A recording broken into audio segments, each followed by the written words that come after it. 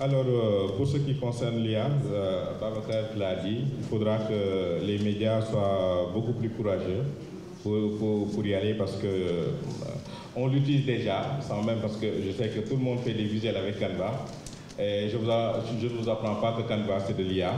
Ce qui fait que donc tous les médias l'utilisent. En fait, comme il a dit, chacun utilise l'outil. Moi, étant reporter, c'est-à-dire Notebook LM était mon assistant, est carrément mon assistant. Quand il s'agit, et pas plus tard cette semaine, quand j'ai vu le rapport que l'Institut Timbuktu a fait sur un peu le terrorisme, je n'avais pas assez de temps pour lire 50 pages.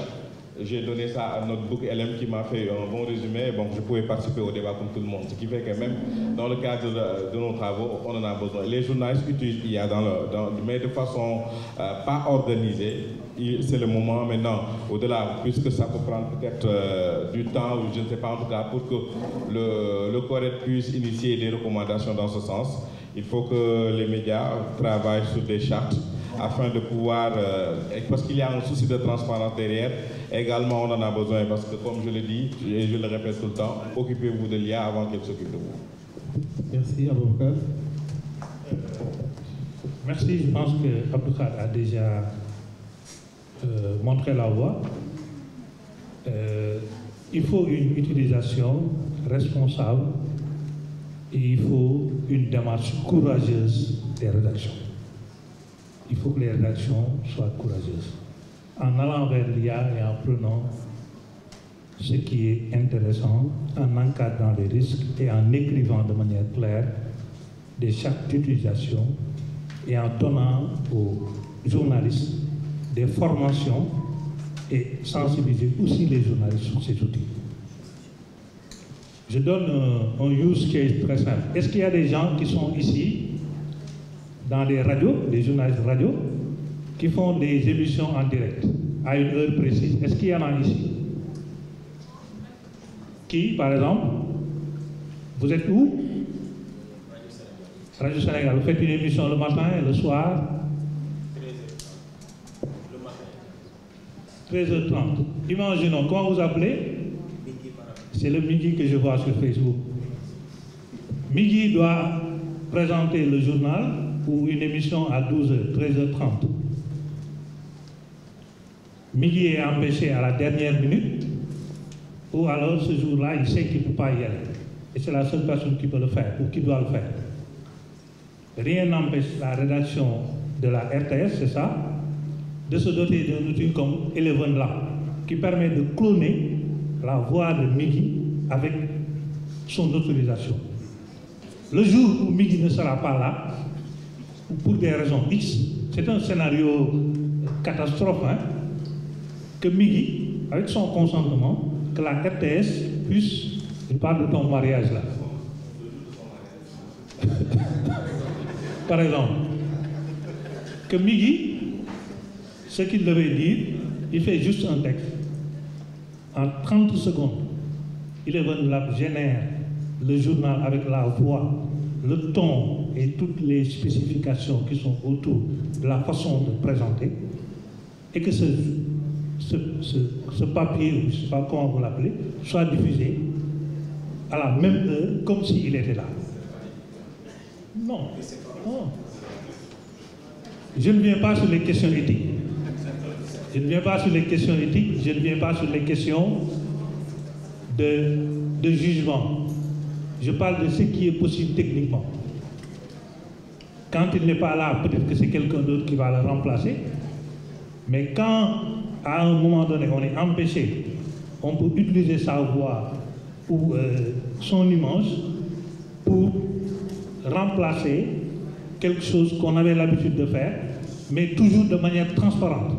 Ça veut dire qu'on ne le fait pas en disant que c'est lui, etc. On le fait de manière transparente. C'est comme quelqu'un qui, Ousmane Gueye, qui présente une émission ou qui modère des sessions, qui prend son image, qui le déplie, et qui vend cette image-là à des gens qui voudraient que Ousmane soit présent à Conakry ou dans un autre pays. C'est une façon de travailler. Donc moi je pense qu'aujourd'hui, avec l'IA, il faut prendre des devants. Il faut regarder comme avec le numérique, qu'est-ce qui est utile. quelle formation il faut donner aux journalistes, quelle sensibilisation, quelle transparence avoir, et que les rédactions puissent aller vers ce genre de choses. La seconde problématique, c'est autour de l'accès. Tous les journalistes n'ont pas le même accès. Il y en a qui peuvent se payer des abonnements sur certaines plateformes, il y en a qui peuvent avoir certains terminaux pour travailler, mais il y en a qui ont même des problèmes pour accéder à Internet dans les zones où ils travaillent. Donc je pense que si on règle le problème de l'accès équitable au numérique et à l'IA pour tous les journalistes, si on respecte l'aspect lié sur la partie données, les plateformes qu'on utilise, comment elles vont gérer nos données, où est-ce qu'elles hébergent nos données, est-ce que c'est au Sénégal, est-ce que ChatGPT exporte nos données en Californie, est-ce que ChatGPT s'entraîne sur les données qu'on lui envoie. Toute une question de législation que la loi sénégalaise doit faire, parce que pour rappel, les dernières législations en vigueur au Sénégal datent de 2008 sur la société de l'information.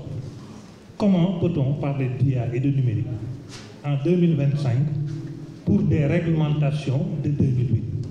Comment des lois de 2008 peuvent nous gouverner sur un domaine aussi dynamique et aussi évolutif que le numérique et l'IA?